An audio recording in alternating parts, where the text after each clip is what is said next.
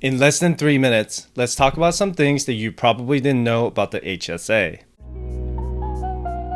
A health savings plan, or HSA, is for people who are enrolled in a high deductible health plan, or also known as the HDHP.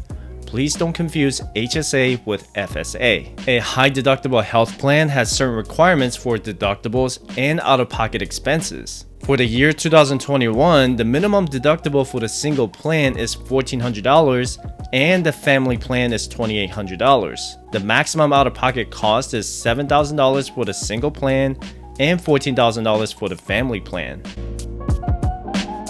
For the year 2021, the maximum contribution limit for the single plan is $3,600 and the family plan is $7,200.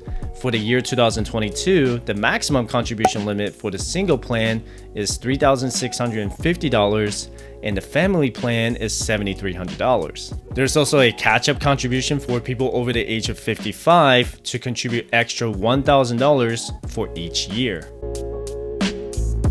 The HSA works like a combination of traditional IRA and Roth IRA. Tax benefit number 1. Any contributions you make towards your HSA are considered pre-tax, so what that means is that you can lower your taxable income. So for example, if you make $100,000 in the year 2021 and you contribute $7,000 towards your HSA, your taxable income will lower to $93,000 and you could potentially save about $1,500 in federal income tax. Tax benefit number 2. Any interest you earn within the HSA is considered tax-free. So for example, if you decide to invest your HSA into an index fund, any growth or dividends that you earn are considered tax-free. Tax benefit number 3. You can withdraw from your HSA tax-free if you use it for qualified medical expenses. If you withdraw from your HSA for non-qualified medical expenses before age 65, then you'll pay a 20% penalty on top of the ordinary income tax.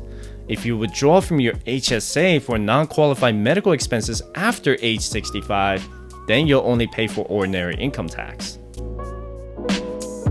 Before you open an HSA, make sure you have an HDHP through your employer, your spouse, or a healthcare plan that you purchased on your own. However, you're not eligible for an HSA if you're covered by TRICARE, Medicare, or Medicaid, or if you receive VA medical benefits for any non-service connected disabilities in the past 90 days, or if you're claimed as a dependent on another person's tax return, or if you're covered by FSA or HRA.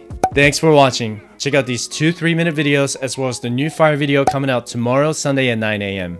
Have a good one. Thanks for watching. Don't forget to hit the like button and subscribe for more fire videos.